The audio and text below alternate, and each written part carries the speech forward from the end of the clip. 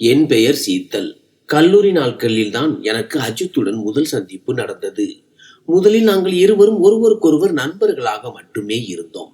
அதன் பிறகு எங்கள் இருவரின் நட்பும் காதலாக மாறத் தொடங்கியது. அஜித்துடன் நேரம் எப்படி கடந்தது என்றே தெரியவில்லை. என் வாழ்க்கையின் பொன்னான கனவுகளை அவனுடன் பார்க்க ஆரம்பித்தேன். நாங்கள் இருவரும் அடிக்கடி தொலைபேசியில் எங்கள் எதிர்காலம் பற்றி பேசுவோம். படிப்பு முடிவதற்கு முன்பே அஜித் என் குடும்பத்திடம் என்னை கேட்டான். என் வாழ்க்கையின் மிகவும் சிறப்பான தருணம் இது. நான் என் அண்ணா, அண்ணி மற்றும் அம்மாவுடன் வாழ்ந்து வந்தேன். அம்மாவுக்கு இந்த திருமணம் மிகவும் பிடித்திருந்தது. ஆனால் அண்ணி இதற்கு எதிர்ப்பு தெரிவித்தார். ஏனெனில் என் விருப்பப்படி என் திருமணம் நடக்கக்கூடாது என்று அண்ணி விரும்பினார். ஆனால் என் அண்ணா எனக்கு ஆதரவாக இருந்தார். ஒரு தந்தை போல என் தலையில் கை வைத்து என் திருமணத்தின் முழு பொறுப்பையும் ஏற்று அஜித்துடன் மகிழ்ச்சியுடன் என்னை அனுப்பி வைத்தார். இவ்வாறு நாங்கள் இருவரும் நிரந்தரமாக ஒன்று சேர்ந்தோம். திருமணத்திற்கு பிறகு நான் என் கணவரின் வீட்டிற்கு வந்தபோது என் வாழ்க்கை முழுமையடைந்தது போல் உணர்ந்தேன். இங்கு அனைவரும் மிகவும் மகிழ்ச்சியாக இருந்தனர். எனக்கு மிகவும் மரியாதை கொடுத்தனர். என் மாமியார் என் மீது மிகுந்த அன்பு கொண்டிருந்தார். இங்கு என் மாமனார், மாமியார் தவிர கணவரின் அண்ணன், அண்ணி ஆகியோரும் இருந்தனர். என் ஆசை நிறைவேறியது போல் இருந்தது. திருமணம் முடிந்து சிறிது காலத்திலேயே கடவுள் எனக்கு தாயாகும் மகிழ்ச்சியையும் அளித்தார். அப்போது என் கணவர் எப்போதும் என்னை கவனித்துக் கொண்டார். எச்சரிக்கையுடன் இருக்க சொன்னார். ஒவ்வொரு நொடியும் என்னை சுற்றியே சுற்றி கொண்டிருந்தார். பின்னர் எங்களுக்கு ஒரு அழகான மகன் பிறந்தான். அதனால் எங்கள் மகிழ்ச்சி இரட்டிப்பானது. ஒரு அப்பாவி மகன் தன் சிறிய செயல்களால் எங்கள் இதயத்தை ஒளியூட்டுவான். தன் மகனுக்காக அஜித்தின் கண்களில் நிறைய அன்பை கண்டு என் மனம் எப்போதும் நிறைவுடன் இருந்தது. எங்கள் வீட்டில் மிகுந்த மகிழ்ச்சி நிறைந்திருந்தது. பின்னர் 2 வருடங்களுக்கு பிறகு ஒரு மகளும் பிறந்தாள். இப்போது எனக்கு ஒரு மகன் மற்றும் ஒரு மகள் இருந்தனர். வேறு எதற்கும் குறைவில்லை.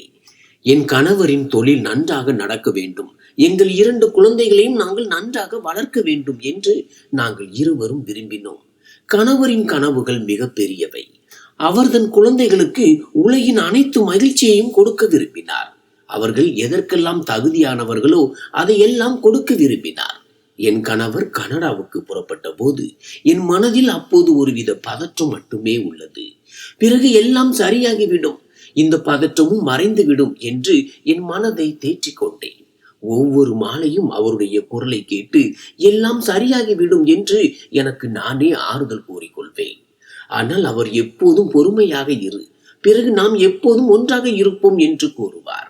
நானும் என் மனதிற்குள் எந்த சூழ்நிலையிலும் அவருக்காக காத்திருப்பேன் என்று உறுதி கூறிக்கொண்டேன்.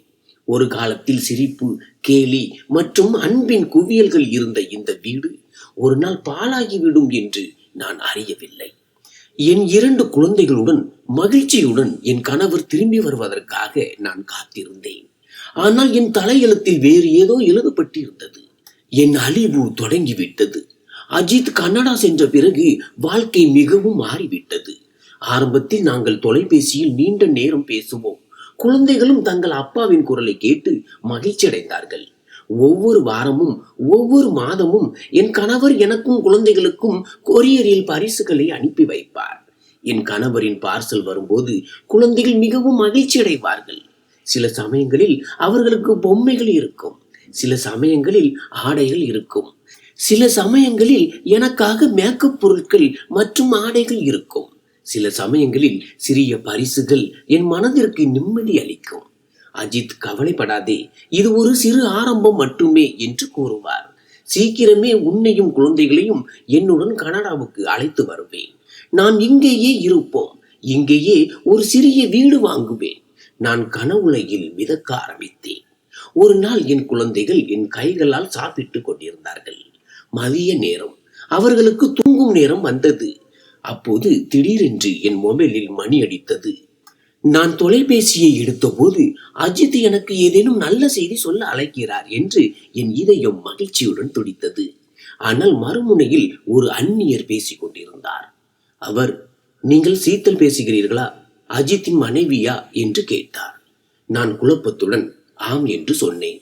அதற்கு அவர், உங்கள் கணவருக்கு விபத்து ஏற்பட்டுள்ளது என்பதை மிகுந்த வருத்தத்துடன் உங்களுக்கு தெரிவிக்க வேண்டியுள்ளது என்றார். அப்போது என் கையில் இருந்து தொலைபேசி தரையில் விழாமல் தப்பித்தது.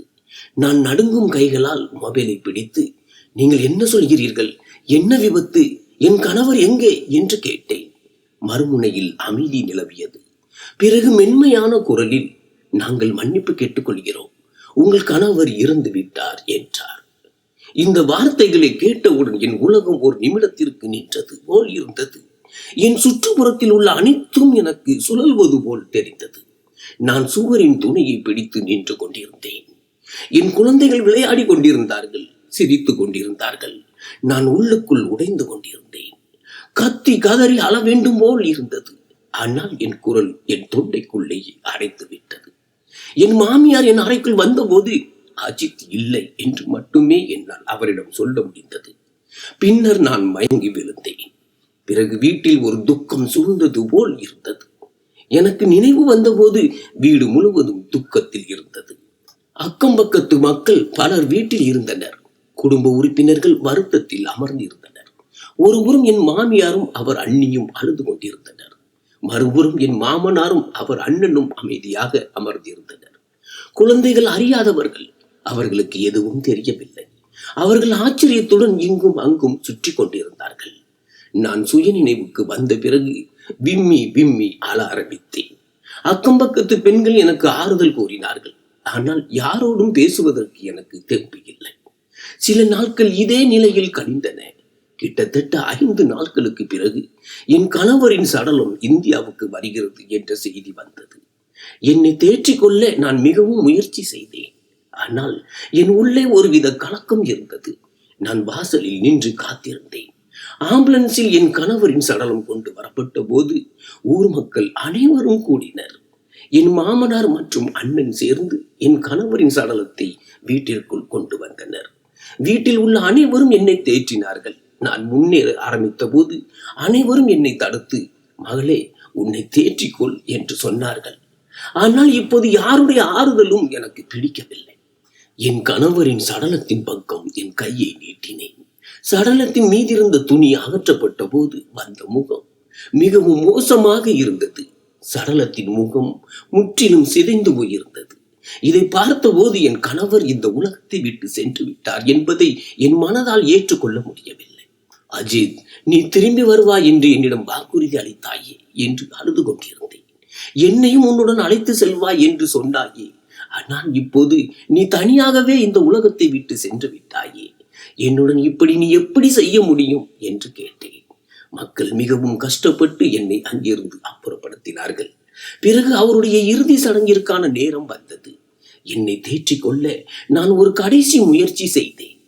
ஆனால் உள்ளே நான் வெறுமையாகிவிட்டேன். நான் சத்தமிட்டு அழுது கொண்டிருந்தேன். என் கணவரை நினைத்து அழுது கொண்டிருந்தேன். தயவு செய்து திரும்பி வந்து விடு என்று கெஞ்சினேன். ஆனால் என் கதறலை கேட்க யாரும் இல்லை. என் கணவர் இல்லாமல் என் நேரம் வாழ்க்கையில் நிம்மதியே இல்லாதது போல கடந்து கொண்டிருந்தது. சில நாட்களுக்கு பிறகு என் மாமியார் வீட்டாரின் நடத்தையும் மாறத் தொடங்கியது. முன்பு எனக்கு ஆறுதல் கூறியவர்கள், என் மீது இரக்கம் காட்டியவர்கள், என் மீது அனுதாபம் காட்டியவர்கள் இப்போது சிறிய விஷயங்களுக்காக என்னை குறை கூற ஆரம்பித்தார்கள். என் மாமியாரும் அண்ணியும் சேர்ந்து என்னை கடுமையாக பேசினார்கள். உன்னால் தான் வீட்டின் சூழ்நிலை இப்படி ஆகிவிட்டது என்று சொன்னார்கள். உன்னுடைய காலடி ஆரம்பத்தில் இருந்தே நல்லதில்லை. நீ திருமணம் செய்து வந்த நாளில் இருந்து என் கணவரை நோய்வாய்ப்படுத்தி விட்டாய். இப்போது எங்கள் மகனையும் சாப்பிட்டு விட்டாய். அவர்கள் சொல்வதையெல்லாம் நான் அமைதியாக பொறுத்து கொண்டேன். ஏனென்றால் ஒரு மௌனம் 100 தவறுகளை வெல்லும் என்று எனக்கு தெரியும். இந்த நேரத்தில் என் குழந்தைகளே எனக்கு உண்மையான ஆதரவாக இருந்தனர். நான் அவர்களுக்காக வாழ வேண்டும், என்னை திடப்படுத்திக் கொள்ள வேண்டும். ஆனால் என் மாமியார் வீட்டாரின் நடத்தை நாளுக்கு நாள் என்னிடம் கடுமையாகி கொண்டே வந்தது. அவர்களின் வார்த்தைகளை நான் மிகவும் கஷ்டப்பட்டு சகித்துக் கொண்டிருந்தேன். என் மாமியார் ஒவ்வொரு வார்த்தையிலும், என் மகன் உன்னால் தான் போனான், இல்லை என்றால் இன்று உயிருடன் இருந்திருப்பான், உன்னுடைய துரதிர்ஷ்டம் எல்லாவற்றையும் அழித்து விட்டது என்று கூறுவார். ஒரு நாள் நான் அவர்களுக்கு பதிலளித்தேன். நான் திடுக்கிட்டு அவர்களை பார்த்து, பிறப்பும் இறப்பும் கடவுளின் கையில் உள்ளது, இதில் என் தவறு என்ன? நான் என் கணவரை இழந்திருக்கிறேன் என்று சொன்னேன். ஆனால் என் மாமியார், இல்லை, இது எல்லாம் உன்னுடைய துரதிர்ஷ்டத்தால் தான் நடந்தது. இந்த பெண்ணை திருமணம் செய்யாதே என்று என் மகனிடம் நாங்கள் சொன்னோம்.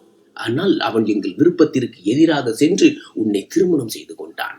இப்போது நாங்கள் அதன் விளைவை அனுபவிக்க வேண்டியுள்ளது என்றார். நான் அமைதியாக இருந்தேன். என் குழந்தைகளை பார்த்துக் கொள்வதில் மௌனமாக ஈடுபட்டேன். ஆனால் இப்போது எனக்கு இந்த வீட்டில் 2 நேர உணவு கூட கிடைப்பது கடினமானது. சமையல் அறைக்கு சென்று என் குழந்தைகளுக்காக உணவு எடுத்து வந்தேன். அப்போது அவர் அண்ணி, ஓ மகாராணி, உன் கணவர் இறந்து விட்டார். இப்போது சமையல் அறைக்குள் இப்படி தயங்காமல் போக வேண்டிய அவசியம் இல்லை. இனிமேல் அளவாக குழந்தைகளுக்கு உணவு கொடு.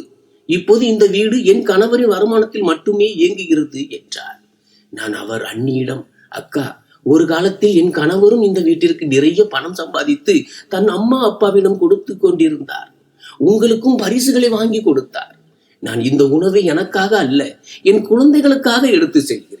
உங்களுக்கு குழந்தை பாக்கியம் இல்லை என்பதால் என் 2 குழந்தைகளையும் உங்களுக்கு உங்கள் குழந்தைகளை போன்றவர்கள் என்று நீங்கள் தானே சொன்னீர்கள் என்று சொன்னேன்.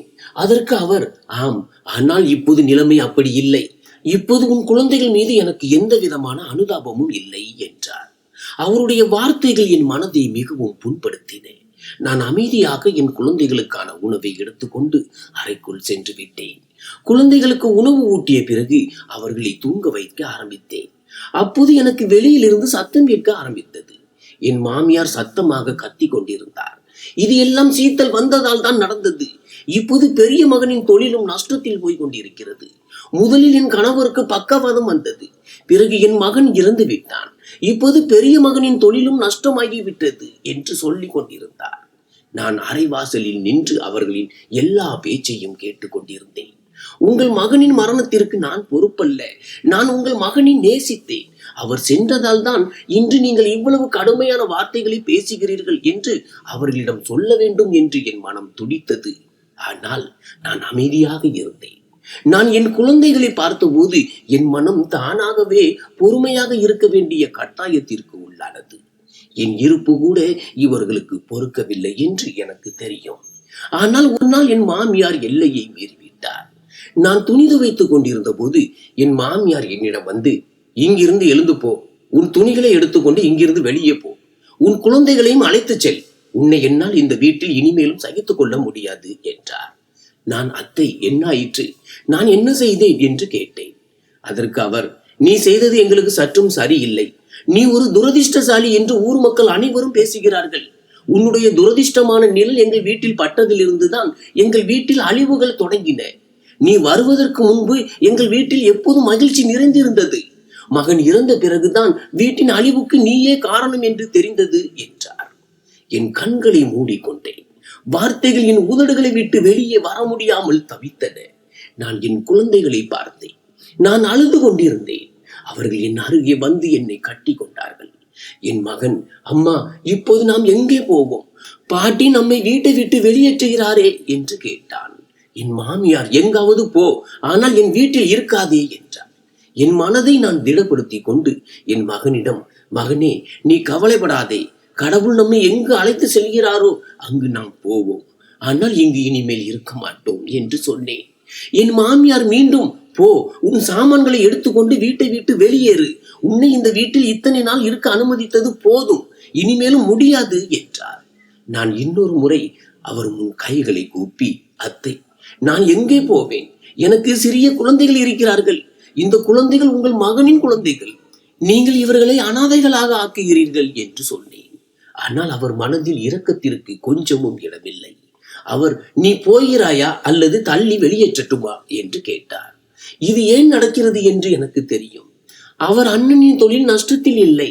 மாறாக இந்த வீட்டில் இப்போது தன் கணவரின் வருமானம் மட்டுமே வருகிறது. அந்த வருமானத்தில் நானும் என் குழந்தைகளும் வாழ்கிறோம் என்பதை அவர் அண்ணியால் தாங்க முடியவில்லை. நான் அமைதியாக என் சாமான்களை எடுத்துக்கொண்டு என் குழந்தைகளுடன் வீட்டை விட்டு வெளியேறினேன். ஊர் மக்கள் அனைவரும் வேடிக்கை பார்த்து கொண்டிருந்தார்கள். ஆனால் யாரும் எனக்கு உதவ வரவில்லை. நான் என் கண்களை தாழ்த்தி கொண்டேன். என் கௌரவம், என் வேதனை, என் கனவுகள் எல்லாவற்றையும் என் மனதில் புதைத்து கொண்டு வீட்டை விட்டு வெளியேறினேன். அப்போது வீட்டின் வாசலில் ஒரு பிச்சை எடுக்கும் மூதாட்டியை சந்தித்தேன். அவர், மகளே, இந்த உலகம் மிக பெரியது. எங்காவது உன்னை புரிந்து கொள்ள ஒருவர் இருப்பார். நீ தைரியத்தை இழக்காதே, கடவுள் எப்போதும் உன்னுடன் இருக்கிறார் என்று சொன்னார். இவர்தான் நான் தினமும் பிச்சை போட்ட மூதாட்டி. ஆனால் இன்று என் நிலைமை அப்படி இருந்தது. அவளுக்கு கொடுக்க என்னிடம் எதுவும் இல்லை. மாறாக அவளோ எனக்கு வாழ்த்துக்களை சொல்லிக் கொண்டிருந்தாள். என் கண்களில் கண்ணீர் இருந்தது. நான் அமைதியாக குழந்தைகளை அழைத்துக் கொண்டு தெருக்களில் நடந்தேன். துரதிர்ஷ்டம் என்னை அனாதையாக்கி விட்டது. ஆனால் நான் ஒருபோதும் தோற்க மாட்டேன் என்று முடிவு செய்தேன். என்னிடம் ஒரு பழைய போர்வையில் சுற்றப்பட்ட சில துணிகளும் குழந்தைகளின் சில பொருட்களும் இருந்தன. சில அடிகள் நடந்த பிறகு எனக்கும் குழந்தைகளுக்கும் சோர்வு ஏற்பட்டது. என் மகள் என் தோளில் தலையை வைத்து தூங்கிவிட்டாள். அவளை நான் மடியில் வைத்திருந்தேன். ஆனால் மகன் தள்ளாடியபடி நடந்து கொண்டிருந்தான். சிறிது நேரம் நான் என் குழந்தைகளை அழைத்துக் கொண்டு ஒரு மரத்தடியில் நிழலில் அமர்ந்தேன். ஆனால் அங்கு சில ஆண்கள் என்னை தவறான கண்ணோட்டத்தில் பார்த்தார்கள். பின்னர் நான் என் குழந்தைகளை அழைத்துக் கொண்டு சாலையை கடந்து ரோட்டிற்கு வந்தேன். எனக்கு எந்த வழியும் புரியவில்லை. எல்லோரும் என்னை வேடிக்கை பார்ப்பது போலவும் எல்லோரும் என்னை குறை கூறுவது போலவும் இருந்தது. பிறகு எனக்கு ஒரு வீட்டின் அடியில் நிழல் தெரிந்தது. அங்கே சிறிது நேரம் அமர்ந்து குழந்தைகளுக்கு தண்ணீர் கொடுக்கலாம் என்று நினைத்தேன். எதிரே ஒரு மூதாட்டி தென்பட்டார். நான் நம்பிக்கையுடன் அவரை பார்த்தேன். அவர் அருகில் வந்தபோது அவர் என் மாமியார் வீட்டாரின் தூரத்து உறவினர் என்று தெரிந்தது. அவர் வருத்தத்துடன் என் குழந்தைகளை பார்த்தார். அவர் தலையை தடவி கொடுத்தார். பிறகு, மகளே, நான் உனக்கு எந்த உதவியும் செய்ய முடியாது. மக்கள் பேசுவார்கள். உன் கௌரவத்தை காப்பாற்றிக் கொண்டு இங்கிருந்து போ. உனக்கு இங்கு யாரும் இடம் கொடுக்க மாட்டார்கள் என்று சொன்னார். நான் மெதுவாக தலையசைத்து அவருக்கு நன்றி சொன்னேன். ஏனென்றால் அவர்தான் என்னிடம் ஒழுங்காக பேசிய ஒரே நபர். இல்லை என்றால் எல்லோரும் என்னை குற்றம் சொல்லும் கண்ணோட்டத்துடனேயே பார்த்து கொண்டிருந்தார்கள். நான் முன்னேறி சென்று எனக்காக ஒரு வழி திறக்க வேண்டும், யாராவது எனக்கு ஆதரவு கொடுக்க வேண்டும் என்று பிரார்த்தனை செய்தேன். பிறகு நடந்து கொண்டே என் தாய் வீட்டை நோக்கி சென்றேன். அங்கே எனக்கு ஒரு நம்பிக்கை இருந்தது. குழந்தைகளை பிடித்துக் கொண்டு வழியை மாற்றினேன். என் கால்கள் கனமாகிவிட்டன.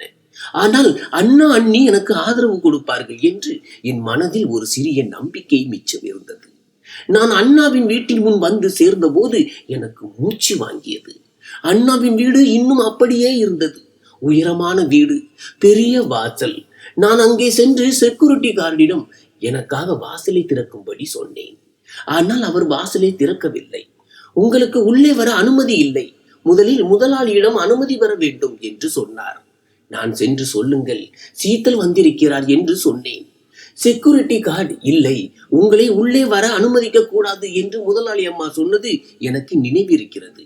அவர் ஏற்கனவே மறுத்து விட்டதால் நான் எந்த முகத்துடன் உங்களுக்காக அனுமதி கேட்பேன் என்று சொன்னார். நான், அண்ணா, ஒரு முறை சென்று சொல்லுங்கள், நான் உங்கள் முதலாளியின் சகோதரி, நான் ஒரு முறை பேச வேண்டும், உள்ளே இருந்து யாரையாவது அழைத்து வாருங்கள் என்று சொன்னேன். நான் மிகவும் வற்புறுத்தியதால் அவர் உள்ளே சென்றார். அவர் திரும்பி வந்தபோது அவருடைய பேச்சு மேலும் கடுமையாக இருந்தது. அவர், முதலாளி அம்மா எங்களை தொந்தரவு செய்ய வேண்டாம், இங்கிருந்து போ என்று கூறுகிறார் என்றார். செக்யூரிட்டி கார்டின் பேச்சை கேட்டு என் மூச்சே நின்று விட்டது. என் அண்ணனிடம் இருந்து இப்படி ஒரு எதிர்பார்ப்பு எனக்கு இல்லை. நான் இந்த வீட்டில் வளர்ந்தேன். இன்று இந்த வீட்டிலிருந்து நான் வெளியேற்றப்படுகிறேன். இந்த வீட்டின் வாசல்கள் எனக்காக மூடப்பட்டு விட்டன. நான் நீண்ட நேரம் வெளியே கேட்டருகில் அமர்ந்திருந்தேன். என் குழந்தைகளை மார்போடு அணைத்துக் கொண்டு அழுது அழுது யாராவது எனக்கு தங்கள் வீட்டில் இடம் கொடுக்க மாட்டார்களா என்று பிரார்த்தனை செய்தேன். என் குழந்தைகளை அழைத்துக் கொண்டு இப்படி நான் வீதி வீதியாக அலைய முடியாது. சிறிது நேரத்திற்கு பிறகு அண்ணியே வாசலுக்கு வந்து, அட, நீ இன்னும் இங்கேயே உட்கார்ந்திருக்கிறாயா? நீ போய்விட்டாய் என்று நினைத்தேன். இங்கிருந்து திரும்பி போ, அல்லது உனக்கு அவமானப்படுவது மிகவும் பிடிக்குமா? ஏற்கனவே உன் வயதான அம்மாவை பார்த்து கொண்டிருக்கிறோம். இப்போது நீயும் இங்கே வந்து எங்கள் நிம்மதியை கெடுக்கிறாயா? இங்கிருந்து வெளியே போ, இங்கு உனக்கு இடமில்லை என்றார். நான், அண்ணி, நான் உங்கள் காலில் விழுகிறேன். அண்ணி, தயவு செய்து எனக்கு இடம் கொடுங்கள். என் குழந்தைகளை அழைத்துக் கொண்டு நான் எங்கே போவேன் என்று கேட்டேன். அண்ணி, இல்லை, நீ போகிறாயா அல்லது செக்யூரிட்டி கார்டிடம் சொல்லி தள்ளி வெளியேற்றட்டுமா என்றார். என் கண்களில் கண்ணீர் வந்தது. என் மீது நான் மிகவும் கஷ்டப்பட்டு கட்டுப்பாடு வைத்தேன். அப்போது உள்ளே இருந்து மெல்லிய குரல் வந்தது. மருமகளே, வாசலில் யார்? அண்ணி, யாரும் இல்லை அத்தை, ஒரு பிச்சைக்கார பெண் இருக்கிறாள், நீங்கள் கவலைப்பட வேண்டாம் என்றார். அண்ணி ஒரே அடியில் கதவை மூடிவிட்டார். நான் அங்கே அப்படியே நின்றிருந்தேன். அழுது கொண்டிருந்தேன். அமைதியாக இருந்தேன். ஆனால் யாரிடமும் எதுவும் சொல்லவில்லை. என் குழந்தைகள் பசியால் அழுது கொண்டிருந்தார்கள். நான் என் மகள் தலையை தடவி கொடுத்து, மகளே, பொறுமையாக இரு, ஏதாவது ஒரு வழி கண்டிப்பாக பிறக்கும் என்று சொன்னேன். நீண்ட நேரம் நான் என் வீட்டின் வாசலில் அமர்ந்திருந்தேன். பிறகு ஒரு முறை என் முழு வீட்டையும் பார்த்தேன். கண்களில் கண்ணீருடன் அங்கிருந்து என் குழந்தைகளை அழைத்து கொண்டு இங்கும் அங்கும் அலைந்தேன். என் சொந்தக்காரர்களே எனக்கு ஆதரவு கொடுக்கவில்லை. பிறகு அந்நியர்கள் என்ன கொடுப்பார்கள்? சாலையில் இறங்கினேன். இலக்கும் இல்லை, வழியும் இல்லை. குழந்தைகளின் கையை பிடித்துக் கொண்டு நான் முன்னேறி கொண்டிருந்தேன். ஒவ்வொரு அடியும் என் நம்பிக்கையை உடைத்தது. ஒவ்வொரு நொடியும் என் தைரியத்தை சோதித்தது. ஒரு திருப்பத்தில் ஒரு பழைய கடை தெரிந்தது. கடைக்கு முன்னால் 2 நாற்காலிகளும் ஒரு மேஜையும் வைக்கப்பட்டிருந்தன. குழந்தைகளை அழைத்துக் கொண்டு இங்கே உட்காரலாம் என்று நினைத்தேன். சிறிது நேரம் நிழல் கிடைக்கும், ஓய்வும் கிடைக்கும். நான் அங்கு உட்கார்ந்தவுடன் கடைக்காரர் அருகில் வந்து, போங்கள், இங்கிருந்து எழுந்து போங்கள் என்று சொன்னார். நான், அண்ணா, உங்களுடையது மிகப்பெரிய கடை, 1 அல்லது 2 பொருட்கள் கொண்ட பாக்கெட்டுகளை கொடுங்கள், என் குழந்தைகளின் வயிறு நிறைந்துவிடும். என் குழந்தைகள் காலையிலிருந்து பசியுடன் இருக்கிறார்கள் என்று சொன்னேன். ஆனால் அவர் வெளிப்படையாக மறுத்துவிட்டார். இங்கு உனக்காக எதுவும் இல்லை, இங்கிருந்து இடத்தை காலி செய் என்றார். நான் அமைதியாக எழுந்தேன். அங்கிருந்தும் கிளம்பி வந்துவிட்டேன். அந்த கடைக்காரர் என்னையும் என் குழந்தைகளையும் அங்கே 5 நிமிடம் கூட இருக்க அனுமதிக்கவில்லை. இப்போது இரவு வர ஆரம்பித்தது. நான் இனி யாரையும் நம்ப போவதில்லை என்று முடிவு செய்தேன். என் குழந்தைகளுக்காக நானே ஒரு பாதையை உருவாக்குவேன். எவ்வளவு கஷ்டங்களை அனுபவித்தாலும் பரவாயில்லை. நேரம் மாறும்போது எல்லா உறவுகளும் எல்லா முகங்களும் மாறிவிடுகின்றன என்ற மிகப்பெரிய பாடத்தை இன்று நான் கற்றுக்கொண்டேன். ஒரு காலத்தில் நமக்கு சொந்தமாக இருந்த உறவுகள் நேரம் மாறும்போது தங்கள் உண்மையான முகத்தை முதலில் காட்டுகின்றன. சூரியன் மறைய ஆரம்பித்தது. எனக்கு ஒருவித விசித்திரமான பதற்றம் ஏற்பட்டது. நான் என் 2 குழந்தைகளையும் அழைத்துக் கொண்டு சாலையின் ஓரத்தில் உள்ள ஒரு பழைய பெஞ்ச் அருகே வந்து அமர்ந்தேன். மகன் என் தோளில் சாய்ந்து கொண்டான். மகள் என் மடியில் உட்கார்ந்து தூங்கிவிட்டாள். என் 2 குழந்தைகளும் மிகவும் பசியுடன் இருந்தனர். அப்போது என் கண் எதிரே பஜ்ஜி மற்றும் சமோசாக்களை வைத்திருந்த ஒரு தள்ளி வண்டிக்காரர் மீது விழுந்தது.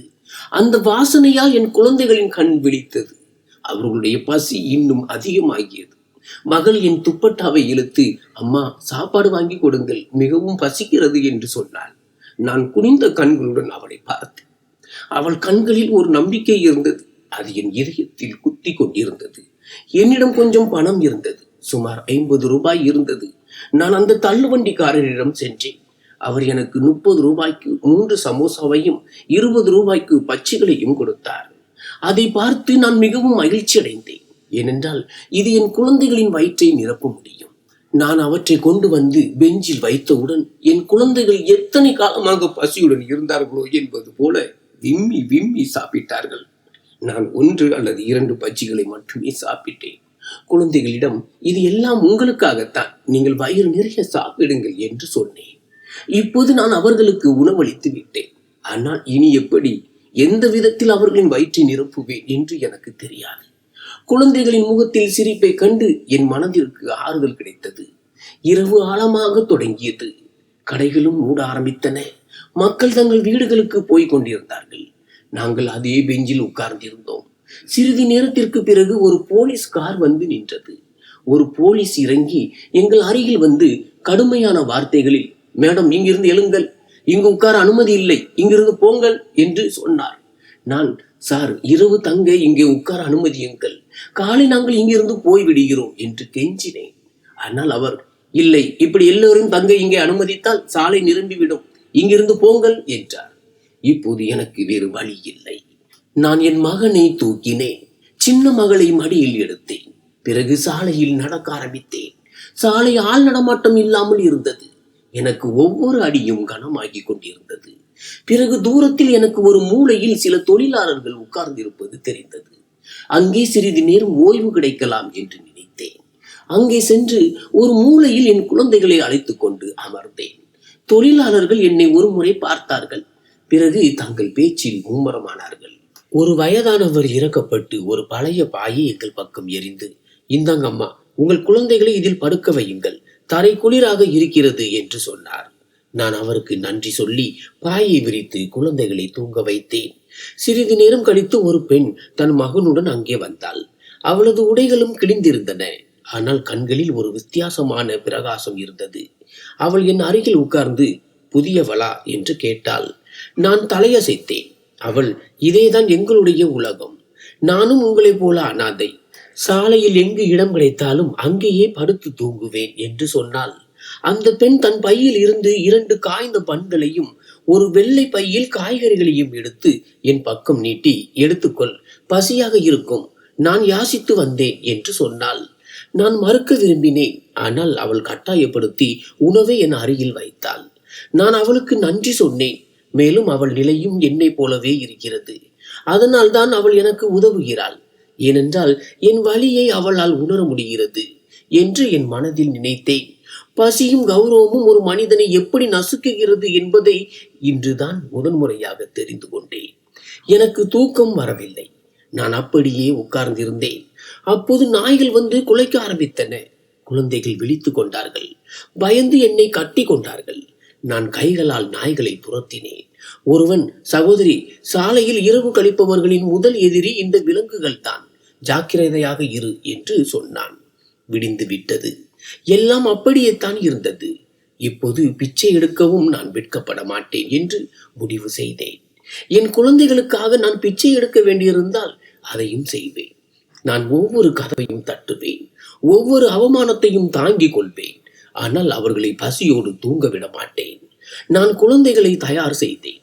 மகளுக்கு முடி பின்னி மகனின் துணிகளை தட்டி பிறகு குழந்தைகளை அழைத்து கொண்டு சந்தைக்கு சென்றேன்.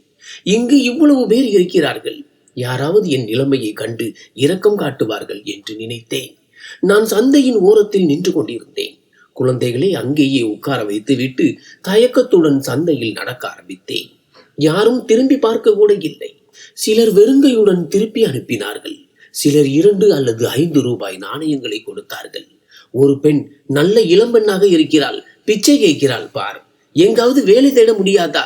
மக்களுக்கு பிச்சை எடுக்க ஒரு சாக்கு தேவை என்று சொன்னாள்.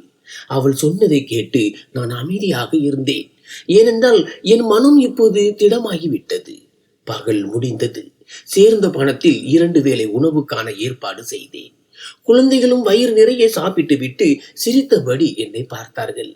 அந்த தருணம் என் களைப்பு முழுவதையும் நீக்கியது. இப்படி நான் தினமும் சந்தைக்கு போக ஆரம்பித்தேன். பல நாட்கள் ஆகிவிட்டன. இப்போது அங்கிருந்த கடைக்காரர்களும் வாடிக்கையாளர்களும் என் குழந்தைகளுடன் என்னையும் அடையாளம் கண்டு கொண்டார்கள். காலையில் சந்தை திறந்ததும் நான் குழந்தைகளை அழைத்து கொண்டு ஒரு ஓரத்தில் உட்கார்ந்து என் பார்வையை தரையில் குனிந்து கையேத்த ஆரம்பித்தேன். சிலர் வேலையாக இருந்ததால் என்னை புறக்கணித்து சென்றார்கள். சிலர் பணம் கொடுத்து விட்டு சென்றார்கள். சிலர் கேலி செய்தார்கள். இப்போது எனக்கு துணிச்சல் வந்துவிட்டது. அதனால் மக்களின் பேச்சை பற்றி எனக்கு கவலை இல்லை. குழந்தைகளின் பசியும் கட்டாயமும் என் வாயை அடைத்து விட்டது. வெயில் அதிகமாக இருந்தது. மகளுக்கு தாகம் எடுத்ததால் தண்ணீர் கேட்டாள். நான் இங்கும் அங்கும் தண்ணீர் தேடினேன். அப்போது ஒரு தள்ளு வண்டியில் குளிர்பானம், தண்ணீர் மற்றும் சர்பத் விற்பதை கண்டேன். நான் பிச்சை எடுத்த பணத்தை சேகரிக்கும் என் பையில் கையை வைத்தேன்.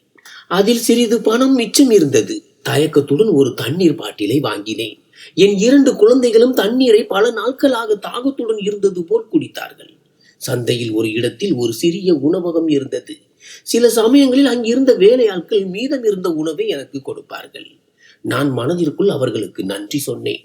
ஒரு நாள் உணவகத்தின் உரிமையாளர் என்னை அழைத்து, பார் சகோதரி, இந்த இடம் சாலையின் ஓரத்தில் இருக்கிறது, இங்கிருந்து போ, வாடிக்கையாளர்கள் சிரமப்படுகிறார்கள் என்றார். நான் கைகளை கூப்பி, ஐயா, நான் யாருக்கும் எதிரில் உட்கார்ந்து பிச்சை கேட்பதில்லை, ஒரு மூலையில் உட்கார்ந்து கொள்கிறேன் என்று சொன்னேன். ஆனால் அவர் கடுமையாக, நான் சொல்வதை புரிந்து கொள், இல்லை என்றால் போலீஸை அழைப்பேன் என்றார். நான் அமைதியாக என் குழந்தைகளை தூக்கி கொண்டு சந்தையின் மற்ற வழிகளில் சென்று உட்கார்ந்தேன். எல்லா இடங்களிலும் எல்லா மனிதர்களின் மனதும் நம் மீது இரக்கம் காட்டும் அளவுக்கு பெரியதாக இருப்பதில்லை. ஒரு நாள் ஒரு பணக்கார பெண்ணின் குழந்தை எனக்கு பிச்சையாக பணம் கொடுத்த போது அவன் கை என் கையை தொட்டது. அந்த பெண் தன் மகனை கடிந்து, உன்னிடம்தான் சொன்னேன் அல்லவா, தூரத்தில் இருந்து பணம் கொடு, இவர்கள் அழுக்காக இருப்பார்கள், இவர்களால் நோய்கள் வரும் என்றாள். என் கண்களில் கண்ணீர் வந்தது. நான் அப்படியா, வறுமை நோய்க்கான வழியும் கூடவா என்று நினைத்தேன். ஒரு நாள் நான் என் குழந்தைகளை அழைத்து கொண்டு பிச்சை எடுக்க காய்கறி சந்தைக்கு சென்றேன். அங்கே ஒரு காய்கறி வியாபாரி என்னிடம், சகோதரி, கொஞ்சம் வெள்ளரி காய்கள் மிச்சம் இருக்கின்றன, வீட்டிற்கு எடுத்து சென்று சாப்பிடு என்றார். நான் மகிழ்ச்சி அடைந்தேன். நான் வெள்ளரிகளை என் கையில் எடுத்த போது அனைத்தும் கெட்டு போயிருந்தன. ஆனால் என் குழந்தைகளின் பசியை போக்க அவை போதுமானதாக இருந்தன. நானும் குழந்தைகளும் நல்ல வெள்ளரிகளை மட்டும் பிரித்தெடுத்து சாப்பிட்டோம். மற்றவற்றை எரிந்து விட்டோம். அந்த மனிதன் எனக்கு ஏதாவது கொடுத்தது அதுவே பெரிய விஷயம். இன்னும் சில நாட்கள் இப்படியே கழிந்தன. இப்போது வானிலை குளிர ஆரம்பித்து விட்டது. குளிர் அதிகமாக வர தொடங்கியது. என் குழந்தைகளின் நிலை நாளுக்கு நாள் மோசமாகி கொண்டிருந்தது. சில நேரங்களில் காய்ச்சல், சில நேரங்களில் இருமல். என் குழந்தைகளுக்கு மருந்து கொடுக்க ஒரு மருத்துவரிடம் அழைத்து செல்ல நான் முயற்சி செய்தேன். ஆனால் என்னிடம் பணம் இல்லை. நாட்கள் இப்படியே கழிந்தன. சில சமயங்களில் நம்பிக்கையின் ஒளி கீற்று, சில சமயங்களில் விரக்தியின் போர்வை. ஆனால் என் குழந்தைகளுக்காக நான் எல்லா துன்பங்களுடன் போராடுவேன் என்று நான் உறுதியாக முடிவெடுத்திருந்தேன். ஆனால் அவர்களை பசியோடு தூங்க விட மாட்டேன். சந்தை வீதிகளில் உட்கார்ந்தே பல நாட்கள் கடந்து விட்டன. இப்போது மக்களின் முகத்தில் யார் என் மீது இரக்கம் காட்டுகிறார்கள், யார் என்னை வேடிக்கை பார்க்கிறார்கள் என்பதை என்னால் ஒரே பார்வையில் புரிந்து கொள்ள முடிந்தது. இருந்தாலும் ஒரு நாள் என் நிலை மாறும், ஒரு நாள் ஒரு அற்புதம் நடக்கும் என்ற நம்பிக்கையில் நான் காலை முதல் மாலை வரை உட்கார்ந்திருந்தேன். ஒரு மாலை சந்தை மூடப்பட்டு விட்டது. சாலையில் இருள் சூழ்ந்திருந்தது. நான் குழந்தைகளை சமாதானப்படுத்தி நடக்க ஆரம்பித்தேன். குளிர் அதிகரிக்க தொடங்கியது. திறந்த வானத்தின் கீழ் இரவு கழிப்பது இப்போது கடினமாகிவிட்டது. மகளுக்கு காய்ச்சல் அதிகமாகியது. அவள் உடல் காய்ந்து கொண்டிருந்தது. அவள் சில சமயங்களில் மெதுவாக கத்தி, சில சமயங்களில் நடுங்கினாள். நடந்து செல்லும் போது ஒரு பழைய சிறிய கடையை கண்டேன். அதன் கதவு உடைந்திருந்தது. உள்ளே குப்பைகள் குவிந்திருந்தன. ஆனால் சுவர்கள் மற்றும் கூரை இருந்தது. நான் அங்கே சென்றால் குளிரில் இருந்து தப்பித்துக் கொள்ளலாம் என்று நினைத்தேன். நான் என் குழந்தைகளை அழைத்து கொண்டு அங்கே சென்றேன். பார்த்தால் சுற்றிலும் குப்பையாகவே இருந்தது. என் துப்பட்டாவால் ஒரு பக்க குப்பையை சுத்தம் செய்தேன். அங்கே சில பழைய அட்டை பெட்டிகள் கிடந்தன. அவற்றை தரையில் விரித்து மகளை மடியில் வைத்துக் கொண்டு உட்கார்ந்தேன். மகனை அங்கேயே படுத்துக்கொள்ள சொன்னேன். என் 2 குழந்தைகளும் மிகவும் சோர்வடைந்து விட்டார்கள். அவர்களை பார்த்தால் எனக்கு மிகவும் பரிதாபமாக இருந்தது. நான் இருவர் தலையையும் தடவி கொடுத்தேன்.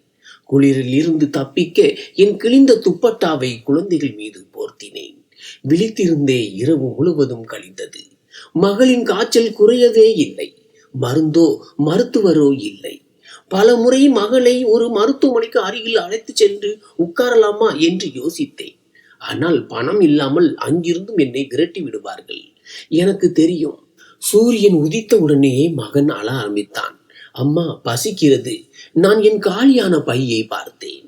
இன்று என்னிடம் பணம் இல்லை. ஏனென்றால் நாள் முழுவதும் பிச்சை எடுத்த பணத்தை இரவில் குழந்தைகளுக்கு உணவு கொடுக்க பயன்படுத்தி விட்டேன். நான் என் மகனுக்கு அன்புடன் விளக்கி, மகனே, உனக்கு வாக்குறுதி கொடுக்கிறேன், சிறிது நேரம் காத்திரு, சாப்பிட நல்ல உணவு கிடைக்கும் என்று சொன்னேன். அவனுக்குள் நம்பிக்கை பிறக்க ஆரம்பித்தது. ஆனால் நான் அவனுக்கு ஆறுதல் மட்டுமே சொல்கிறேன் என்பது அவனுக்கு தெரியாது. நான் ஏதாவது சம்பாதித்து கொண்டு வர வேண்டும் என்று முடிவு செய்தேன். நான் குழந்தைகளை அங்கேயே விட்டுவிட்டு அருகில் உள்ள கடைகள் மற்றும் ஹோட்டல்களில் வேலை தேடி சென்றேன். எல்லா இடங்களிலும் ஒரே பதில் கிடைத்தது. வேலைக்கு ஆள் தேவை, ஆனால் உன்னை போன்றவர்கள் அல்ல. அவர்களின் நிலை நன்றாக இருக்க வேண்டும். நீ மிகவும் அழுக்காக இருக்கிறாய். துணிகளும் அழுக்காக இருக்கின்றன. உன்னை யாரும் தங்கள் வீட்டிற்குள் கூட அனுமதிக்க மாட்டார்கள். வேலை கொடுப்பது இருக்கட்டும் என்று சொன்னார்கள். நான் போவொரு வருவரை பரிதாபமான கண்களால் பார்த்து கொண்டிருந்தேன். மகளின் உடல் இன்னும் காய்ந்து கொண்டிருந்தது. என்னையே கிழித்து கொள்ள வேண்டும் போல் இருந்தது. ஆனால் பொறுமையை தவிர வேறு வழி இல்லை. வெயில் அதிகமாகிய போது நான் வெயிலில் உட்கார்ந்து பிச்சை கேட்க ஆரம்பித்தேன். ஒரு பணக்கார வயதானவர் எனக்கு 500 ரூபாய் கொடுத்தார். மற்றவர் சில நாணயங்களை கொடுத்தார். நான் விரைவாக எழுந்து உடனடியாக ஹோட்டலுக்கு சென்றேன். அங்கிருந்து உணவை வாங்கி என் குழந்தைகளின் முன் வைத்த போது அவர்கள் கண்களில் மகிழ்ச்சி அலை வீசியது. உலகின் எல்லா செல்வமும் தங்களிடம் வந்துவிட்டது போல் உணர்ந்தார்கள். அவர்கள் தங்கள் சிறிய கைகளால் சாப்பிட ஆரம்பித்தார்கள். அவர்கள் தங்கள் கைகளால் எனக்கும் உணவு ஊட்டினார்கள். இப்படியே அழுது அழுது நாட்கள் கடந்தன. என் ஒவ்வொரு வரவிருக்கும் நாளுக்காக நான் பிரார்த்தனை செய்தேன். காய்கறி சந்தையில் காய்கறி விற்கும் மனிதர் தன் தள்ளுவண்டியில் மீதமுள்ள காய்கறிகளான தக்காளி, வெள்ளரிக்காய், முள்ளங்கி, கேரட் போன்றவற்றை அவை கெட்டு போனவையாகவும் அழுகியவையாகவும் இருந்தாலும் அவற்றிலிருந்து நல்லவற்றை தேர்ந்தெடுத்து நாங்கள் 2-3 காய்கறிகளை எடுத்துக்கொள்வோம். மீதமுள்ளவற்றை அவர் எனக்கு கொடுத்து விடுவார். அதை நானும் சாப்பிட்டு குழந்தைகளுக்கும் கொடுத்துவிட்டு அவருக்கு நன்றி சொல்வேன். என் குழந்தைகள் எது கிடைத்தாலும் அதை ஆர்வத்துடன் சாப்பிடுவார்கள். ஆனால் நான் சாலையின் ஓரத்தில் உட்கார்ந்திருக்கும் போது அவர்கள் போவோர் வருவோரை ஏக்கத்துடன் பார்ப்பார்கள். ஆனால் நான் விரைவாக அவர்களின் கவனத்தை திசை திருப்ப முயற்சி செய்து, பாருங்கள் மகனே, ஒரு நாள் நாமும் இதை போல் ஒரு பெரிய காரில் உட்காருவோம் என்று சொல்வேன். நாட்கள் கடந்து சென்றன. என் மகளின் நிலை மோசமாகி கொண்டிருந்தது. ஒரு நாள் திடீரென்று அவள் மயங்கி விழுந்தாள். நான் பயந்து அவளை தூக்கி கொண்டு அருகில் உள்ள மருந்து கடைக்கு ஓடினேன். அங்கே மருந்து கடைக்காரர் என் மகளை பார்த்து தன்னுடைய யூகத்தின்படி மருந்து கொடுத்தார். பிறகு, உண்மையில் உங்கள் மகளுக்கு ட்ரிப்ஸ் ஏற்ற வேண்டும், ஆனால் நான் சும்மா மருந்து கொடுக்கிறேன் என்று சொன்னார். அவர் பணம் கேட்டபோது நான், அண்ணா, என்னிடம் பணம் இல்லை, என் மீது இரக்கம் காட்டுங்கள், உங்கள் காலில் விழுகிறேன், என் மகளுக்கு சிகிச்சை அளிக்க முடியவில்லை, என்னிடம் பணம் இல்லை, இந்த மருந்தை கொடுங்கள், நான் என் வாழ்க்கை முழுவதும் உங்கள் நன்றியை மறக்க மாட்டேன் என்று சொன்னேன்.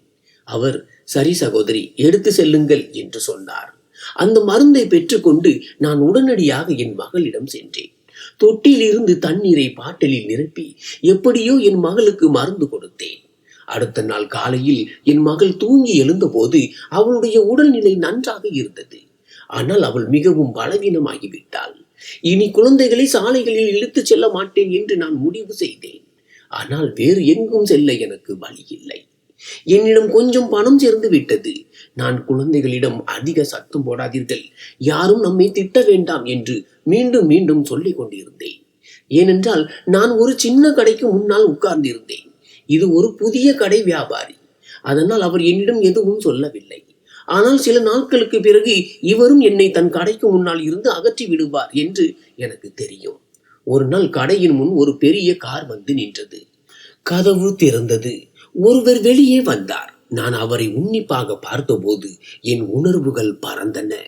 நான் கனவுகளில் பார்த்த என் ஒவ்வொரு பிரார்த்தனைக்கும் காரணமாக இருந்த அந்த முகம் அஜித். இவர் என் கணவரை போலவே இருந்தார். ஆனால் இவருடைய நிலைமை பணக்காரர்களை போல இருந்தது. என் கண்கள் அதை நம்ப மறுத்தன. நான் விரைவாக என் குழந்தைகளை அங்கேயே உட்கார சொல்லிவிட்டு அவருக்கு பின்னால் செல்ல ஆரம்பித்தேன். சிறிது தூரம் சென்று நான் அவரை கூப்பிட்டேன். அஜித். அவர் என்னை பார்த்தார். ஒருவேளை அவர் என்னை அடையாளம் கண்டு கொள்வாரோ என்ற நம்பிக்கையில் அவர் முகத்தை பார்த்தேன். ஆனால் அவர் முகத்தில் எந்த அடையாளமும் எந்த ஆச்சரியமும் இல்லை. அவர் குழப்பத்துடன் என்னை பார்த்து நடக்க முடியாதா என்று கேட்டார். அவர் பேச்சை கேட்டு என் உலகம் ஒரு முறை மீண்டும் அழிந்தது. நான் நடுங்கும் குரலில், நான் உங்கள் மனைவி சீதல் என்று சொன்னேன்.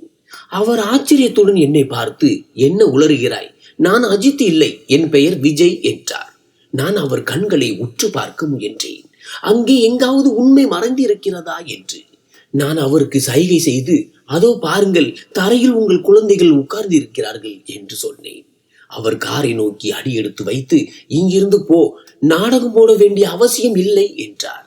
நான் அவர் பின்னாலேயே செல்ல ஆரம்பித்தேன். ஆனால் அவர் என்னை திரும்பி பார்க்க கூட இல்லை. நான் கத்த ஆரம்பித்தேன், கூச்சலிட ஆரம்பித்தேன். ஆனால் அவர் என் பேச்சை கேட்கவில்லை. அருகில் இருந்தவர்கள் என்னை பார்த்து, பைத்தியமாகிவிட்டாள் என்று பேசிக் கொண்டிருந்தார்கள். அந்த கார் விலகி செல்வதை பார்த்து கொண்டிருந்தேன். அது இப்போது வெகு தூரம் சென்று விட்டது. ஆனால் என் இதயம் அங்கேயே நின்றிருந்தது. நான் குழந்தைகளிடம் திரும்பி வந்தேன். அவர்களை உடைந்த பார்வையுடன் பார்த்தேன். அடுத்த நாள் என் மனதில் ஒருவித விசித்திரமான பதற்றம் இருந்தது. ஒருவேளை அவர் மீண்டும் வருவாரோ, அவரை பற்றி ஒரு துப்பு கிடைக்குமோ என்று அதே இடத்திற்கு திரும்பி சென்றேன். சிறிது நேரம் கழித்து உண்மையிலேயே அதே கார் மீண்டும் வந்தது. என் இதயம் வேகமாக துடித்தது. நான் என் இடத்தில் இருந்து எழுந்து சாலையின் ஓரத்தில் நிற்கும் தைரியத்தை செய்தேன். மீண்டும் அதே மனிதன் காரில் இருந்து இறங்கினார். இன்று அவர் என்னை பார்த்தபோது சிறிது நேரம் நின்றார்.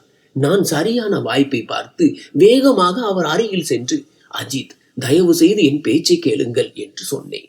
அவர் உரத்த குரலில், எத்தனை முறை சொல்லி இருக்கிறேன், எனக்கு உன்னை தெரியாது, இங்கிருந்து ஓடிப்போ என்றார். நான் அவர் சட்டையை பிடித்து, நீங்கள் அஜித் இல்லை என்றால் ஏன் உங்கள் கண்கள் அப்படித்தான் இருக்கின்றன, ஏன் உங்கள் குரல் அப்படித்தான் இருக்கிறது என்று கேட்டேன். அவர் என் கையை உதறிவிட்டு பின்னால் சென்று காரில் உட்கார்ந்து, பைத்தியக்கார பெண்ணே, என்னை துரத்துவதை நிறுத்து என்றார். அவருடைய கார் வேகமாக கிளம்பி சென்று விட்டது. நான் அழுது கொண்டு அங்கே நின்று அவர் செல்வதை பார்த்து கொண்டிருந்தேன். அவர் ஏன் என்னை அடையாளம் காண மறுக்கிறார் என்று யோசித்துக் கொண்டிருந்தேன். அவர் என் கணவர் இல்லை என்றால் ஏன் நான் அவரை மீண்டும் மீண்டும் சந்திக்கிறேன்? அடுத்த சில நாட்களுக்கு அவர் வரவில்லை. ஆனால் நான் அங்கேயே பிச்சை கேட்டுக்கொண்டும் அவருக்காக காத்து கொண்டும் இருந்தேன். பிறகு சிறிது நேரத்திற்கு பிறகு மீண்டும் ஒரு பளபளப்பான காரை பார்த்தேன். ஒவ்வொரு அந்நிய முகத்திலும் என் கணவரை தேடிக்கொண்டிருந்தேன். அது என் கணவர் தான். அதே முகம், அதே குரல். என் கணவரை பார்த்த பிறகு என் மனது அமைதியாக இருக்கவில்லை. நான் பார்ப்பது பொய் அல்ல என்று எனக்கு தெரியும். ஆனால் அவர் மறுப்பது என்னை உள்ளுக்குள் உடைத்து கொண்டிருந்தது. இருந்தாலும் நான் நம்பிக்கையை இழக்கவில்லை. அன்றும் நான் அவர் முன் போய் நின்றேன். இன்று நான் குழந்தைகளையும் என்னுடன் அழைத்து சென்றிருந்தேன். சரியாக அவர் முன் போய் நின்றேன். நான், அஜித், ஒரு முறை என் கண்களை பாருங்கள், உண்மை மறைக்கப்படாது என்று சொன்னேன். அவர் எரிச்சலுடன், எத்தனை முறை சொல்லியிருக்கிறேன், நான் அஜித் இல்லை, என் பெயர் விஜய், உன் கௌரவத்தை பற்றி யோசித்து இங்கிருந்து போ என்றார். நான் அவர் முன் கைகளை கூப்பி, நீங்கள் என் கணவர் இல்லை என்றால் ஏன் என் ஆன்மா உங்களை அடையாளம் காண்கிறது? நீங்கள் என் கணவர் தான் என்று ஏன் என் மனதில் நம்பிக்கை இருக்கிறது என்று கேட்டேன். அவர் முகத்தில் குழப்பமான உணர்வுகள் தோன்றின. இம்முறை அவர் பார்வை வெறுமையாக இருந்தது. நான் உங்கள் முன் கைகளை கூப்பி கேட்கிறேன். உங்கள் மூளைக்கு சிறிது அழுத்தம் கொடுத்து பாருங்கள். கடந்த கால நினைவுகளை நினைவில் கொண்டு வர முயற்சி செய்யுங்கள். உங்களுக்கு என்னுடன் திருமணம் நடந்தது. இவர்கள் ஜோதி மற்றும் மோகன், நம் குழந்தைகள். ஒரு முறை கண்களை மூடிக்கொண்டு உங்கள் இதயத்தை கேளுங்கள் என்று சொன்னேன். அவர் நான் சொன்னதை கேட்டு தன் கண்களை மூடினார். சில கணங்கள் உலகம் நின்றது போல் இருந்தது. பிறகு அவர் மெதுவாக உதட்டிலிருந்து சீத்தல் என்று சொன்னார். நான் என் கண்ணீரை கட்டுப்படுத்தி கொண்டு, ஆம், நான் உங்கள் சீத்தல் என்று சொன்னேன். அவர் கண்களை திறந்தார். இப்போது அவர் கண்களில் அந்நியத்தன்மை இல்லை, மாறாக அடையாளம் இருந்தது. அவர் என்னால் நினைவுபடுத்த முடிகிறது. எனக்கு ஒரு விபத்து நடந்தது, நான் இரத்தத்தில் குளித்திருந்தேன் என்று சொல்லிக் கொண்டே திடீரென நின்றார். நான் மெதுவாக, ஆம், நீங்கள் கனடாவுக்கு சென்றிருந்தீர்கள், அங்கே உங்களுக்கு விபத்து நடந்தது என்று சொன்னேன். அவர் தன் தலையை பிடித்து கொண்டு, என் தலையில் மிகவும் வலி இருக்கிறது என்று சொன்னார். பிறகு அவர், ஆம், எனக்கு விபத்து நடந்த போது நான் மருத்துவமனைக்கு சென்றேன். எனக்கு நினைவு வந்தபோது நான் ஒரு அந்நியர் வீட்டில் இருந்தேன். ஒரு பெரிய பங்களா. நான் அவர்கள் மகன் என்று சொன்னார்கள். நான் கண்ணாடியில் என்னை பார்த்தபோது அடையாளம் காண முடியவில்லை. என் முகம் சிதைந்து விட்டது, என் கண்கள் திறக்கவில்லை என்று சொல்லிக் கொண்டே இருந்தார். உண்மையில் விபத்து நடந்த பையனின் முகம் முற்றிலும் சிதைந்து விட்டது. அவன் என் கணவருடன் கனடாவில் வேலை செய்து கொண்டிருந்தான். அவர்கள் என் கணவரை விபத்துக்கு பிறகு தங்கள் வீட்டில் வைத்துக் கொண்டார்கள். அவருக்கு ஞாபக மறதி ஏற்பட்ட போது அவன் தங்கள் மகன் என்று அவரிடம் சொன்னார்கள். ஆனால் உண்மையில் அவர்களின் மகன் இறந்து விட்டான். என் கணவர் சில நாட்கள் நான் அவர்களுடன் இருந்தேன். என் உடல்நிலை சரியாகிவிட்ட போது அவர்கள் என்னை மகனாக ஏற்றுக்கொண்டார்கள். என் உண்மையான அடையாளம் என்ன என்பதை நான் மறந்துவிட்டேன் என்று சொன்னார். அவர் கண்ணீரை துடைத்துக் கொண்டு, நான் உன்னை மறந்து விட்டேன் சீத்தல் என்று சொன்னார். ஒரே அடியில் அவர் என்னை தன் பக்கம் இழுத்து கொண்டார். என்னை கட்டி அணைத்து விம்மி விம்மி அழ ஆரம்பித்தார். பிறகு அவர் குழந்தைகளை பார்த்து குழந்தைகளையும் கட்டி அணைத்தார். என் குழந்தைகளும் அவரை கண்டு விம்மி விம்மி அழ ஆரம்பித்தார்கள். நீண்ட காலத்திற்கு பிறகு குழந்தைகளுக்கு தந்தையின் அன்பு கிடைத்தது. நான் என் குடும்பத்தை மறந்துவிட்டேன், என் குழந்தைகளை மறந்துவிட்டேன். இது எப்படி நடக்க முடியும் என்று அவர் சத்தமாக அழுது கொண்டிருந்தார். சாலையின் நடுவில் நாங்கள் அனைவரும் ஒருவரை ஒருவர் கட்டி அணைத்து சத்தமாக அழுது கொண்டிருந்தோம். என் கணவர் என்னை பார்த்து, சீத்தல், என்னை மன்னித்து விடு. நான் உன்னை மறந்ததால் உனக்கு என்ன நிலைமை ஆகும் என்று எனக்கு தெரியாது என்றார். நான் மெல்லிய குரலில், நான் உங்களிடம் ஒருபோதும் புகார் செய்யவில்லை. நீங்கள் திரும்பி வர வேண்டும் என்று மட்டுமே பிரார்த்தனை செய்து கொண்டிருந்தேன். ஆனால் கடவுள் என் பிரார்த்தனையை கேட்டுவிட்டார் என்று சொன்னேன். அவர் குழந்தைகளை பார்க்க ஆரம்பித்தார். அவர் தன் 2 குழந்தைகளையும் தன் கைகளில் அணைத்து, இவர்கள் என் குழந்தைகள், நான் இவர்களை மிகவும் நேசிக்கிறேன். என் குழந்தைகளால் என் காரணமாக நிறைய சிரமங்களை சந்திக்க நேர்ந்தது. ஆனால் நான் இப்போது வாக்குறுதி கொடுக்கிறேன், அப்படி எதுவும் ஒருபோதும் நடக்காது என்றார். பிறகு என் கணவர் என்னையும் குழந்தைகளையும் தன் பெரிய பளபளப்பான காரில் ஏற்றி ஒரு பெரிய ஹோட்டலுக்கு அழைத்து சென்றார். நாங்கள் அனைவரும் அங்கே இரவு முழுவதும் தங்கினோம். மென்மையான படுக்கை, சூடான உணவு, இவையெல்லாம் எங்களுக்கு ஒரு பெரிய அதிர்ஷ்டமாக இருந்தது. நீண்ட காலத்திற்கு பிறகு படுக்கை கிடைத்தது போல் இருந்தது. 2 குழந்தைகளும் ஆழ்ந்த உறக்கத்தில் இருந்தனர். என் கணவர் இரவு முழுவதும் என்னையும் குழந்தைகளையும் மாறி மாறி பார்த்து கொண்டிருந்தார்.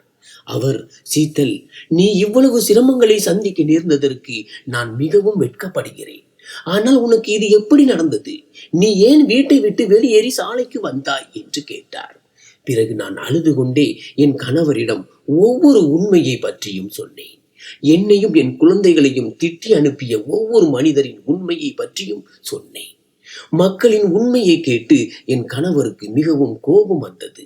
அடுத்த நாள் வந்ததும் அவர் முதலில் எனக்கும் குழந்தைகளுக்கும் புதிய ஆடைகளை வாங்கி கொடுத்து எங்கள் நிலையை சரி செய்தார். அதற்கு பிறகு எங்களுக்கு வயிறு நிறைய உணவு கொடுத்து பிறகு தன் பெற்றோர் வீட்டிற்கு அழைத்து சென்றார். அவர் கதவை தட்டிய போது கதவை திறந்து பார்த்த அவருடைய தந்தை ஒரு பெரிய கூச்சலிட்டார். என் மகன் அஜித், அட கேட்கிறீர்களா? பாருங்கள், யார் வந்திருக்கிறார், பாருங்கள், நம் மகன் உயிருடன் இருக்கிறான். வீட்டில் ஒருவித சலசலப்பு ஏற்பட்டது. என் மாமியார், அண்ணி மற்றும் அண்ணன் ஓடி வந்து வாசலில் நின்றார்கள். அவர்கள் அஜித்தை உயிருடன் பார்த்தபோது அவரை கட்டிப்பிடிக்க வேகமாக முன்னேறினார்கள். என் கணவர் 2 அடிகள் பின்னால் சென்று, நீங்கள் என் சொந்தக்காரர்கள் அல்ல. எந்த உரிமையுடன் நீங்கள் என்னை கட்டிப்பிடிக்க வருகிறீர்கள்? எனக்கு உங்களை பற்றி தெரியாது. நீங்கள் என் மனைவியையும் குழந்தையையும் பிச்சை எடுக்க வைத்தீர்கள். என் மரணத்திற்கு அவள்தான் காரணம் என்று சொன்னீர்கள். நான் உங்களை ஒருபோதும் மன்னிக்க மாட்டேன். நீங்கள் என்னை இறந்து விட்டதாக நினைத்தது போலவே உங்களையும் நான் இறந்து விட்டதாகவே நினைக்கிறேன். என் மனைவியையும் குழந்தைகளையும் நீங்கள் எவ்வளவு வெறுக்கிறீர்கள் என்று எனக்கு தெரியாது. நான் உண்மையில் இறக்கவில்லை. எனக்கு விபத்து மட்டுமே ஏற்பட்டது. என் ஞாபக மறதி மட்டுமே போனது. இது நன்றாக போயிற்று. இவ்வளவு சீக்கிரத்தில் நீங்கள் என் குழந்தைகளுக்கும் மனைவியின் வாழ்க்கையையும் கெடுத்து விட்டீர்கள். நான் உங்களிடம் விளக்க வந்திருக்கிறேன். எனக்கும் உங்களுக்கும் எந்த சம்பந்தமும் இல்லை. என் மனைவியையும் குழந்தைகளையும் புரிந்து கொள்ளாத நீங்கள் என் சொந்தக்காரர்களாக இருக்க முடியாது. உங்கள் மகன் இப்போதும் இறந்து விட்டதாகவே நினைத்துக் கொள்ளுங்கள் என்று சொன்னார். இவ்வளவு சொல்லிவிட்டு அவர் என் கையை பிடித்து கொண்டு முன்னேற ஆரம்பித்தார். அப்போது என் மாமியார் அழுது கொண்டே, மகனே, நாங்கள் கோபத்தில் தான் இதையெல்லாம் சொன்னோம். நீ உயிருடன் இருக்கிறாய் என்று எங்களுக்கு எப்படி தெரியும் என்று கேட்டார். என் கணவர் திரும்பி தன் அம்மாவுக்கு பதிலளித்தார். அம்மா, உங்கள் மகன் இறந்து விட்டான் என்று நீங்கள் உறுதியாக நம்பியதால் அவனுடைய மனைவியும் குழந்தைகளும் உங்களுக்கு சுமையாக தெரிந்தார்கள். நான் இறந்த உடனேயே அவர்களை வீட்டை விட்டு வெளியேற்றி விட்டீர்கள். நீங்கள் கோபத்தில் இவர்களை அனாதைகளாக ஆக்க முடிந்தால் நானும் உங்களுடனான எல்லா உறவுகளையும் முடித்துக் கொள்ள முடியும். என் மாமியார் வீட்டார் மிகவும் வெட்கப்பட்டார்கள். அவர்கள் என் கணவரை தடுக்க முயன்றார்கள். ஆனால் என் கணவர் திரும்பி பார்க்கவில்லை. அவர்களுடனான எல்லா உறவுகளையும் முடித்து கொண்டு பிறகு என்னை என் தாய் வீட்டிற்கு அழைத்து சென்றார். அங்கே அவர் என் அண்ணன் மற்றும் அண்ணியிடம் பேசினார். இன்றிலிருந்து உங்களுக்கும் எங்களுக்கும் உள்ள உறவு முற்றிலும் முடிந்தது. ஏனென்றால் நீங்கள் என் மனைவியை உங்கள் வீட்டில் அனுமதிக்கவில்லை. இவள் இந்த வீட்டில்தான் பிறந்தாள். இந்த வீடு உங்களுக்கு சொந்தமானது போலவே இவளுக்கும் சொந்தமானது என்று சொன்னார். அதற்கு என் அண்ணி, நீ உயிருடன் இருக்கிறாய் என்று எங்களுக்கு எப்படி தெரியும்? அப்படி தெரிந்திருந்தால் இவளுக்கு இடம் கொடுத்திருப்போம் என்றார். என் கணவர் அவர்களையும் கடிந்து பேசினார். இப்போது நான் வந்து விட்டேன். என் குழந்தைகளையும் என் மனைவியையும் கவனித்துக் கொள்ள இனி எனக்கு யாருடைய தேவையும் இல்லை. இப்போது நான் இவர்களை வாழ்க்கையின் சிரமங்களுடன் போராட விட மாட்டேன் என்றார். என் கணவர் என் கையை பிடித்துக் கொண்டு என்னையும் குழந்தைகளையும் ஒரு பெரிய வீட்டிற்கு அழைத்து வந்தார். கனடாவிலிருந்து வந்த பிறகு இந்த வீட்டை வாங்கினேன். நான் இங்குதான் இருக்கிறேன் என்று சொன்னார். குழந்தைகள் அந்த வீட்டை பார்த்து மகிழ்ச்சியில் துள்ளி குதித்தார்கள். அது அவர்கள் வீடு என்று அவர்களால் நம்ப முடியவில்லை. நான் அழுது கொண்டு கடவுளுக்கு நன்றி சொன்னேன். அவர் எப்படி என் வாழ்க்கையில் இருந்து துன்பங்களை நீக்கிவிட்டார், என் கணவரையும் திரும்ப கொடுத்து விட்டார், என் குடும்பத்தின் மகிழ்ச்சியையும் திரும்ப கொடுத்து விட்டார் என்று. என் கணவருக்கு ஞாபக சக்தி முழுமையாக திரும்பிவிட்டது. ஆனால் இன்றும் அவர் இல்லாத போது நானும் குழந்தைகளும் எவ்வளவு மோசமான நேரத்தை செலவிட்டோம் என்று வெட்கப்படுகிறார். எல்லா மனிதர்களுக்கும் காலம் ஒரே மாதிரி இருப்பதில்லை என்று நான் தெரிந்து கொண்டேன். என் கணவரிடம் இப்போது நிறைய செல்வம் உள்ளது. இது அவர் குடும்பத்தாருக்கு தெரிய வந்தபோது அவர்கள் பல முறை மன்னிப்பு கேட்க வந்தார்கள். ஆனால் என் கணவர் தன் குடும்பத்தாரை மன்னிக்கவில்லை. என் குடும்பம் அனுபவித்த சிரமங்களுக்காக நான் யாரையும் மன்னிக்க முடியாது என்று அவர் சொன்னார். மோசமான நேரத்தில் மக்களின் உண்மையான முகத்தை பார்த்த நான் இப்போது தெரிந்து கொண்டேன். ஒவ்வொரு மனிதனும் தங்கள் கடினமான காலத்திற்கு தயாராக இருக்க வேண்டும். ஏனென்றால் யாரும் யாருக்கும் சொந்தமானவர்கள் அல்ல. நம்முடைய மோசமான நேரம் வரும்போது யாரும் நம்மை புரிந்து கொள்ள முன் வருவதில்லை. நான் எப்போதும் எல்லோரிடமும் அன்புடன் பழகியவள். இப்போது மக்களிடமிருந்து விலகி இருக்கிறேன். நல்ல நேரத்திலும் மக்களிடமிருந்து விலகி இருப்பது நல்லது என்று தெரிந்து கொண்டேன். ஏனென்றால் மோசமான நேரம் வர அதிக நேரம் எடுப்பதில்லை. மோசமான நேரம் வந்தால் மக்களிடமிருந்து தானாகவே தூரம் வந்துவிடும். நான் அவர்கள் அருகில் செல்ல அவ்வளவு ஆசைப்பட மாட்டேன். நன்றி.